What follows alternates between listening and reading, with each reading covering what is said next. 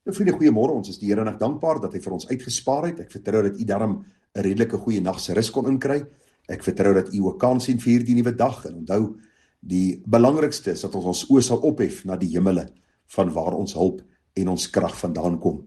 Die Bybel sê vir ons is tot alles in staat deur Christus wat ons die krag gee en mag u en ek dit ook in hierdie dag ervaar. Nou, ons is besig met hierdie gemeente Sardes, vriende, onder hierdie tema, wat sal die Here se boodskap aan ons as gemeente wees? Ons is by deel 2 vanmôre. U sal onthou ons het gister bietjie gepraat oor die gedagte dat die Here vir hierdie gemeente gesê het dat hy ken hulle werke, dat hulle die naam het dat hulle leef en hulle is dood. So hierdie mense het baie dinge vir die Here gedoen, maar sonder die krag van die Heilige Gees, sonder die eer van die Here wat vooropgestel was. Hulle het eintlik op 'n kunsmatige manier probeer om die werk van die Here en die kerk van die Here aan die gang te hou. En ek het so daaraan gedink, voor ek vanmôre by die tweede deel kom, dit is presies hoe dit gaan in die kerk van die Here. Ons dink aan die kunsmatige maniere waarop predikante en pastore vir ons wil kom sê dat die Gees teenwoordig is in hulle gemeente. En dan is daar dinge soos mense wat omval in die Gees, mense wat in kwansies vreemde en Bybelse of Heilige Gees geïnspireerde tale praat, mense wat rondhardloop in die kerk, mense wat een of ander ekstase beleef, en vriende, dit is nie die krag van die Heilige Gees nie. Dit is nie wat die Bybel vir ons sê hoe 'n kerk van Jesus moet lyk nie. Paulus, as jy in so 'n gemeente ingaan, sal jy miskien dink dat die mense van hulle sinne beroof is. So ons praat nie van hierdie plastiese, nagemaakte manier om mense te probeer oortuig die Gees is teenwoordig in ons gemeente nie. Nee, om in die krag van die Gees die werk van die Here te doen, is om dit te doen tot sy eer, om dit te doen met die motief dat ons God se koninkryk wil uitbrei, eer te bring aan sy naam, sodat ons eendag voor hom kan staan om die mooi so uit sy mond te kan hoor, om hierdie loon te ontvang wat ons weer aan sy voete kan neerlê. Dis niks van hierdie snaakse manifestasies nie. En jy sal onthou ek het vir julle gesê, hierdie gemeente het werke gedoen. Hulle het gereken, hulle doen vir God se saak iets, en die Here sê, jy het die naam dat jy leef, maar jy is eintlik dood. So die eerste oproep tot herstel het ons gister hanteer, die gedagte wees wakker, met ander woorde, word wakker. Hulle het nodig om geestelik uit die slaap wakker te word. Ek het vir julle gesê, hoe baie die Here dit vir ons in die gemeente herhaal.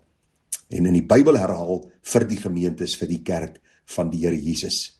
Die tweede oproep wat die Here vir hulle gee, die oproep en weg tot herstel is, versterk die wat oorbly. Wat beteken dit? Met ander woorde, wek die geestelike deegtes weer op. Dit is wat van 'n gemeente 'n lewende organisme maak. Met ander woorde, die prediking van die woord is primêr. Dan moet ten minste 'n mate van Bybelstudie wees waar ons elke keer sal teruggaan na die Bybel om te sien wat verlang die Here van ons en hoekom ons gemeente ooreen met dit wat die Bybel sê 'n gemeente moet wees. Die omgee vir mekaar, die dra vir mekaar se laste. Jy sien, 'n lewende organisme, vriende, is eenvoudig om vir mekaar om te gee. Die kerk is mekaar mense. En vanuit 'n lewende organisme beweeg ons na buite in 'n dooie, sondige wêreld. En daar maak ons 'n verskil vir die Here. So die Here roep hierdie gemeente op, hier is 'n plek om wakker te word, versterk die wat oorbly, om die gemeente te versterk met die woord, met die omgee vir mekaar, om mekaar se laste te dra. Die volgende een is om te onthou, die herinneringsgedagte, om terug te gaan na die waarheid van die woord. Jy sal onthou Openbaring 2 vers 5, onthou dan waarvan dan jy uitgeval het en bekeer jou. Efesiërs 2 vers 11, daarom onthou dat julle wat vroeër heidene in die vlees was.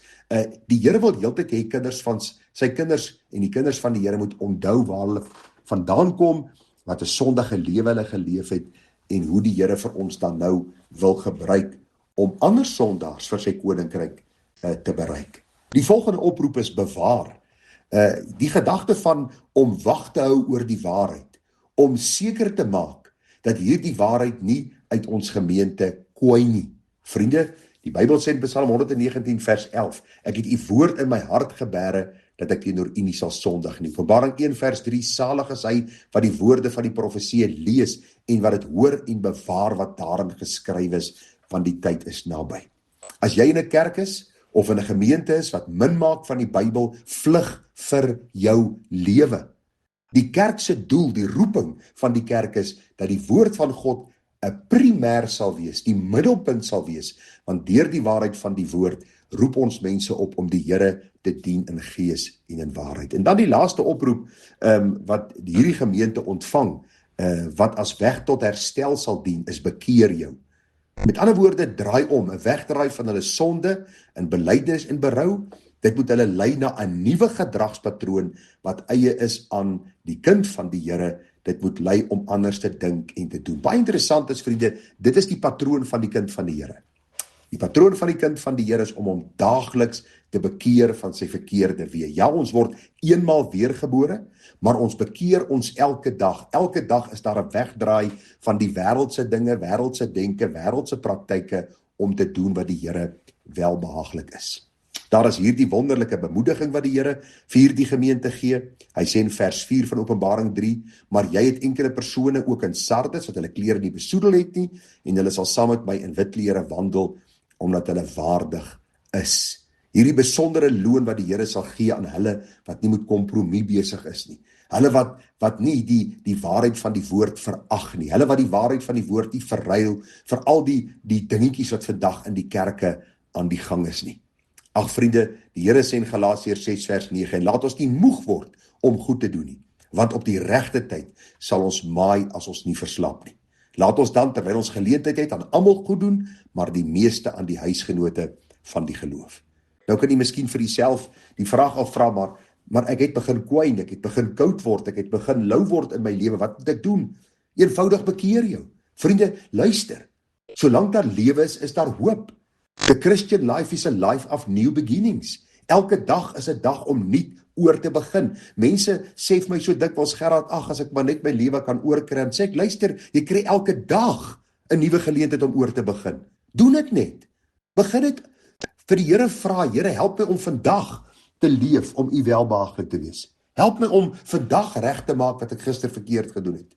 Help my om vandag met 'n nuwe gesindheid U werk te doen, en dat ek dit nie maar net sal doen om my gewete te sis nie, maar regtig in die krag van die Gees om God te verheerlik, om die koninkryk van God uit te brei. Soos die Here maar vir ons in die Onse Vader gebed leer. Laat U koninkryk kom en laat U wil geskied. God se koninkryk kom deurdat meer mense gered sal word en daar 'n groter versameling van wedergeborenes sal wees wat die werk van die Here kan doen sodat die koninkryk uitgebrei kan word tot die Here kom en sy finale koninkryk kom vestig. Vriende, die laaste gedagte, Openbaring 3 vers 5, wie oorwin sal bekleed word met wit klere, en ek sal sy naam nooit uitwis uit die boek van die lewe, en ek sal sy naam bely voor my Vader en voor sy engele. Luister, 'n kind van die Here, sy naam is vir ewig in die boek van die lewe van die Lam. Die gedagte baie duidelik dat kinders van die Here is oorwinnaars, en hierdie vers bevestig maar net dat die Here nooit ons name sal uitwis nie. Al sondig ons baie keer, en al raak die kerk baie keer laks en lui, en al is ons baie keer mense wat kompromie aangaan. Die Bybel sê, ek roep julle op tot bekering. En deur die krag van die Gees, vriende, kom daar die bekering in ons lewe en ons begin weer die werke van die Here doen. Deur die krag van die Heilige Gees, soos die oproep ook aan hierdie gemeente.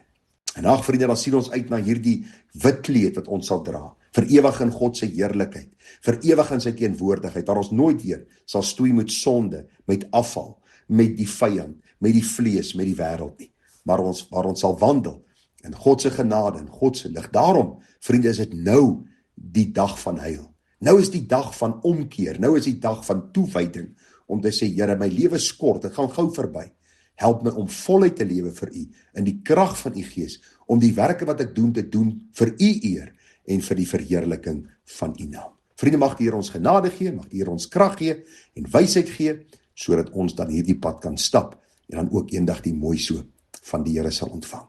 Mag die Here ons genade gee, groete vir U en mooi dagie verder te dra.